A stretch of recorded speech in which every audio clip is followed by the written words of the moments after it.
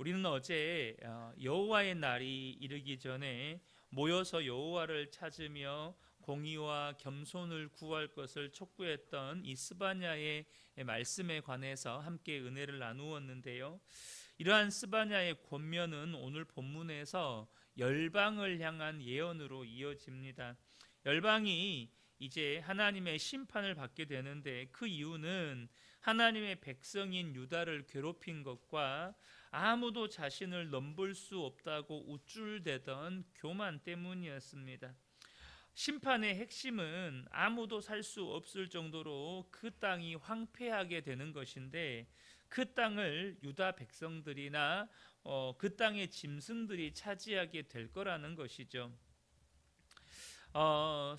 스바냐는 당시 강대국들이 지배하던 서쪽의 블레셋, 또 동쪽의 모압과 암몬, 남쪽의 구스, 북쪽의 아수르까지 하나님의 주권 아래에서 심판을 받게 될 것인데, 이는 이 다섯 나라만을 심판하신다는 말씀이 절대 아닙니다.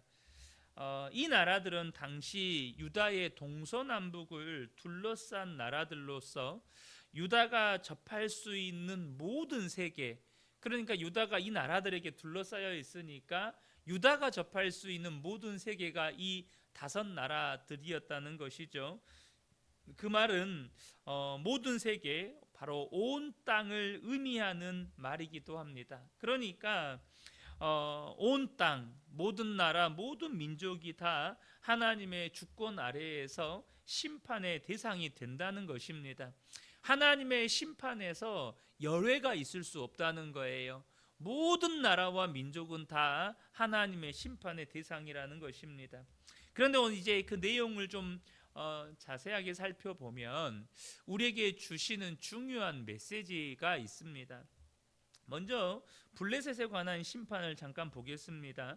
이 블레셋에 관한 심판은요, 사람들이 전혀 예상치 못한 대낮에 이루어질 것이라고 말씀합니다. 4절에 가사는 버림을 당하며 아스글론은 폐허가 되며 아스돗은 대낮에 쫓겨나며 에그론은 뽑히리라. 여기서 말씀하는 가사, 또 본문에는 나오진 않았지만 가드, 그리고 아스글론, 아스돈, 에그론, 이런 나라들은 블레셋의 주요 도시들입니다.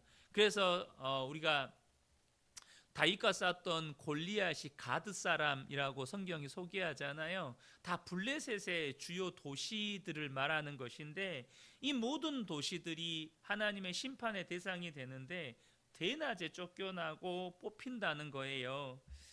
결국 그 땅은 하나님의 백성이 거하는 곳이 될 거라고 말씀하죠. 7절에 그 지경은 유다 족속의 남은 자에게로 돌아갈지라. 그들이 거기에서 양떼를 먹이고 저녁에는 아스글론 집들에 누우리니 이는 그들의 하나님 여호와가 그들을 보살피사 그들이 사로잡힘을 돌이킬 것임이라. 이렇게 말씀합니다. 근데 제가 여기서 주목하게 되었던 것은 이 대낮이라는 이 표현입니다. 대낮에 그들이 이러한 하나님의 심판을 당하게 될 거라는 것이죠. 많은 사람들 속에는요, 그런 생각들이 있습니다. 무슨 말이냐면, 이곳만큼은 안전해, 혹은 이때만큼은 아무 일도 일어나지 않을 거야, 이 사람만큼은 나를 도와줄 거고 나를 지켜줄 거야 라는 최후의 보루, 혹은 최후의 안전장치로 여기는 그 무언가가 있다는 거예요. 이곳만큼은 안전할 거야, 이때만큼은 내게 어떤 피해나 위해가 있지 않을 거야, 이렇게 사람마다 이렇게 마지막까지 붙잡고 있는 최후의 보루, 최후의 안전장치 같은 게 있다는 거예요. 그런데 본문은 이때만큼은 아무 일도 일어나지 않을 거라고 여겼던 대낮에 블레셋이 쫓겨나고 뽑히게 될 거라는 것이죠. 그 말은 사람들이 하나님께서 역사하지 않으실 거라고, 이때만큼은 심판하지, 누구도 건드릴 수 없을 거라고 여기는 장소나 혹은 개인이나 혹은 나라에서도 하나님의 뜻과 하나님의 역사는 반드시 이루어진다는 것입니다.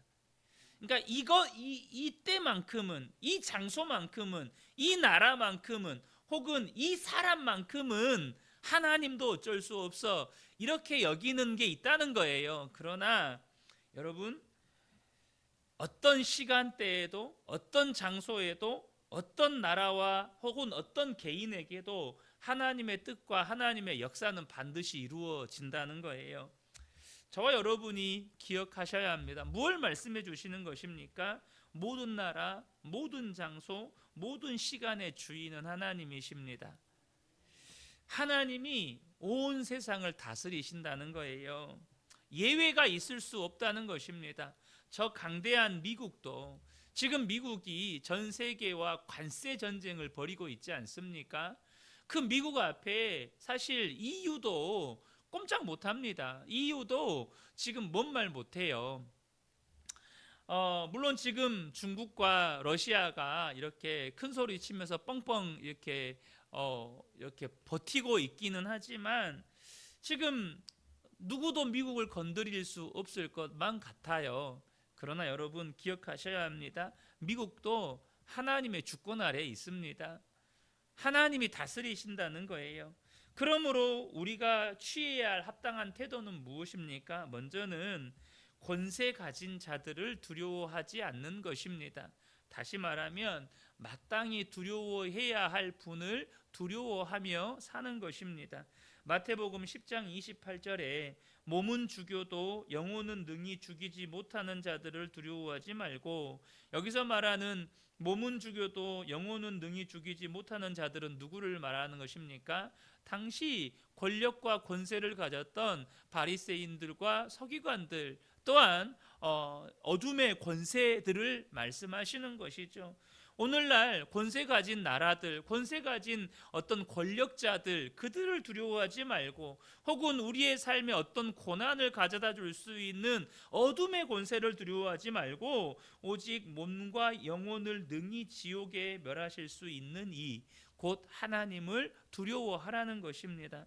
사랑하는 성도 여러분, 하나님을 두려워할 줄 아는 것이 참 지혜입니다. 하나님을 경외하는 것이 참 지혜라는 거예요. 또 한 가지는 하나님의 공의와 정의가 강물처럼 흐를 수 있도록 언제나 우리는 하나님의 통치에 순종하며 하나님의 통치를 의지하며 살아야 한다는 것이죠. 여러분, 모든 생사화복은 주님께 달려 있습니다.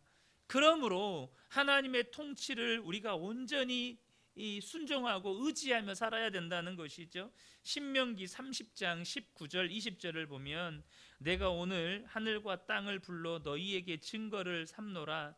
내가 생명과 사망과 복과 저주를 내 앞에 두었은즉 너와 내 자손이 살기 위하여 생명을 택하고 내 하나님 여호와를 사랑하고 그의 말씀을 청종하며 또 그를 의지하라. 그는 내 생명이시요 내 장수이시니 여호와께서 내 조상 아브라함과 이삭과 야곱에게 주리라고 맹세하신 땅에 내가 거주하리라. 여러분, 우리 앞에 생명과 사망과 복과 저주를 두신 분이 누구십니까? 하나님이십니다. 우리의 모든 삶은 오직 하나님께 달려 있어요. 그러므로 하나님을 사랑하고 하나님의 말씀을 청종하고 하나님만을 의지하며 살라는 것이죠. 모든 역사의 주권이 하나님의 손에 달려 있다는 것입니다.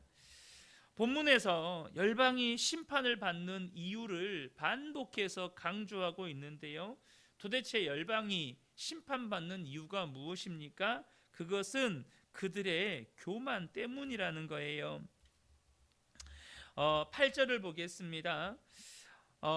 내가 모압의 비방과 암몬 자손이 조롱하는 말을 들었나니 그들이 내 백성을 비방하고 자기들의 경계에 대하여 교만하였느니라. 특별히 자기들의 경계, 그러니까 자기들의 땅. 아까 앞서도 잠깐 말씀드렸잖아요. 사람들의 마음에는 최후의 보루, 최후의 안전장치 같은 것이 있다고 말씀드렸잖아요. 여기만큼은 안전해.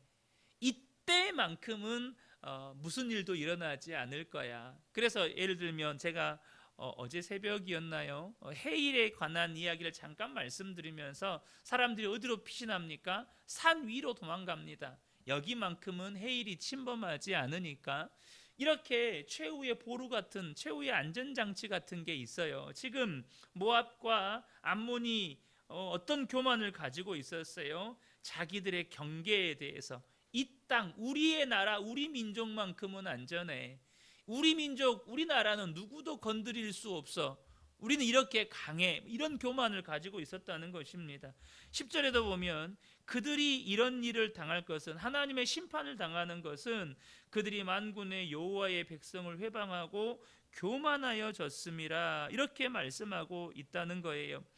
또한 15절에도 보면 구스에 대해서 하나님께서 말씀하실 때, 이는 기쁜 성이라 염려 없이 거주하며 마음속에 이르기를 오직 나만 있고 나 외에는 다른 이가 없다 하더니, 이 구스 사람들이 그랬다는 거예요. 오직 나만 있고 나 외에는 다른 이가 없다. 내가 최고다. 내가 제일 잘 나간다. 이런 교만이 있었다는 것입니다. 그러니까 지금 이 스바냐서 말씀이 보여주는 열방에 대한 심판은 국제적인 정치 질서이거나 혹은 강력한 패권 국가들에 대한 보복이 아니라는 것입니다. 단순히 그들이 주변 나라를 괴롭혀서 그들의 악행에 대해서 하나님이 심판하셨다, 이 정도 수준의 말씀이 아니라는 거예요. 본문의 주제는 인간의 교만과 자만, 그로 인한 악행에 대한 하나님의 공의로운 심판이라는 것입니다. 그들의 교만은 크게 세 가지 모습으로 나타납니다. 먼저는 자신들의 힘과 번영을 의지했다는 거예요. 두 번째는 하나님의 백성을 멸시하고 업신여겼다는 것입니다. 세 번째는 하나님의 주권을 부정하는 태도를 보였다는 것이에요. 여러분, 교만한 자들에게서 나타나는 뚜렷한 특징입니다. 자신의 어떠함을 막 의지한다는 거예요. 자신의 어떠함을 사람들에게 자랑한다는 거예요. 내가 돈이 많아. 내가 세상에서 이만큼 높은 지위에 있어. 내가 이런 사람이야. 내가 참 잘 나가는 사람이야. 이렇게 자신의 어떠함을 의지한다는 거죠. 그리고 신실한 하나님의 사람들을 무시하고 업신여겨요. 여러분, 교회 안에 이런 문화가 사실 있어요. 세상에서 잘 나가요. 근데 신실한 하나님의 사람들 가운데에는 하나님께서 고난 가운데 두시는 분들이 있습니다. 하나님께서 경제적인 어려움 가운데 두신 분들도 계시고, 또 뭐 육체적인 건강을 잃어버린 상태에 두신 분들도 계시고, 삶의 어려움 가운데 두신 분들이 계셔요. 그러면 그런 분들을 보면서 뭐 예수를 똑바로 믿는다고 하면서 왜 저 모양 저 꼴이냐, 이렇게 업신여기는 그런 사람들이 있어요. 제가 그 전도사 시절 때, 얼마나 경제적으로 어렵습니까? 뭐 돈도 없고 겨우겨우 학비 막 대출 받아가지고 학교 다니고 막 그랬었을 때였죠. 그런데 이제 교회에서 그 단기 선교를 갔어요. 단기 선교. 그 단기 선교 한번 가면 보통 한 150만 원 정도, 가까운 동남아 국가를 가더라도 한 140~50만 원 정도 이제 비용이 들거든요. 그래서 이제 한 집사님이 저한테 이제 그냥 물어보시더라고요. 전도사님 이번에 단기 선교 안 가시냐고. 그러니까 그때 이제 목사님께서 목회자들, 교육자들 중에 이번에 다녀오세요 하시는 몇 분을 정해 주셨어요. 이분들 다녀오시고 나머지 분들은 교회에서 이렇게 사역 돌보세요. 이렇게 말씀하셨거든요. 그래서 이번에는 다른 분들만 이렇게 몇 분 가시기로 하셨습니다라고 답변을 이렇게 드렸어요. 그런데 이제 그 집사님이 하시는 말이 뭐냐면, 돈 없어서 못 간다는 말씀은 안 하시네요. 이렇게 말씀을 하시는 거예요. 그때 제가 이제 한 27 뭐 이럴 때였는데 정말 기분이 나쁘더라고요. 제가 돈 없는 건 사실이죠. 뭐 없는 거를 제가 뭐 부정하겠습니까? 근데 그냥 면전에다 대놓고 돈 없어서 못 간다는 말씀 안 하시네요. 이렇게 말씀하실 때 기분도 나빴지만 저분 안에 있는 기준이 물질이고 정말로 하나님의 사람들을 함부로 대하시는구나. 특별히 세상의 기준, 물질적인 기준 이런 것을 가지고 사람을 함부로 대하시는구나. 그런 마음이 그랬던 생각이 들었던 적이 있습니다. 여러분 기억하셔야 합니다. 교만에 대해서 하나님은 심판하십니다. 하나님의 공의로 심판하신다는 거예요. 이것은 오늘날도 본질적으로 다르지 않습니다. 인간의 교만은 결국 하나님의 심판을 자초한다는 것이죠. 잠언 말씀에 하나님이 싫어하시는 죄 67가지를 기록하고 있어요. 그 중에 첫 번째로 하나님이 싫어하시는 죄가 있습니다. 잠언 6장 16절부터 19절 보면 여호와께서 미워하시는 것 곧 그의 마음에 싫어하시는 것이 67가지이니 곧 교만한 눈과 거짓된 혀와 무지한 자의 피를 흘리는 손과 악한 계교를 꾀하는 마음과 빨리 악으로 달려가는 발과 거짓을 말하는 망령된 증인과 및 형제 사이를 이간한 자이니라. 물론 여기에 기록된 죄 7가지가 어떤 죄가 가장 크고 어떤 죄는 그 죄보다 작고 덜한 죄다 이런 의미는 아닐 겁니다. 하나님이 마음에 싫어하시는 죄 7가지가 있다는 거예요. 그런데 그럼에도 불구하고 하나님께서 첫 번째로 언급하셨던 것은 교만이라는 것입니다. 교만이라는 것. 왜 그렇습니까? 교만은 하나님을 인정하지 않기 때문입니다. 교만은 하나님을 인정하지 않고 자기를 높이는 것이기 때문에 그래요. 여러분 교만이 얼마나 무서운 죄인지 아셔야 합니다. 자신의 어떠함을 의지하고 하나님을 인정하지 않으면서 내 옆에 있는 신실한 하나님의 사람들을 세상의 기준으로 보고 판단하면서 무시하고 하나님의 주권을 부정합니다. 저는 우리 교회 안에 어떠한 세상적인 기준이 기준되지 않기를 원합니다. 세상의 기준이 교회의 기준으로 자리 잡는 일이 있으면 여러분 그 교회는 하나님의 심판을 자초하게 되는 거예요. 왜냐하면 교만을 하나님이 심판하시기 때문에 그렇습니다. 오직 겸손히 하나님을 경외하고 하나님과 동행하는 삶을 살면서 성경이 기준이 되어서 연약한 사람들이 섬김받고 신실한 하나님의 사람들은 존경받고 여러분 그렇게 하나님의 말씀대로 교회가 세워져 가야 한다는 것입니다. 이 새벽에 함께 예배하는 우리 모든 성도님들이 혹 우리 마음 가운데 교만한 모습이 있다면 즉시 하나님 앞에 버리고 겸손히 하나님을 인정하고 하나님의 통치 아래 순복하며 살아가시는 복된 성도님들 되시기를 예수님의 이름으로 축복합니다.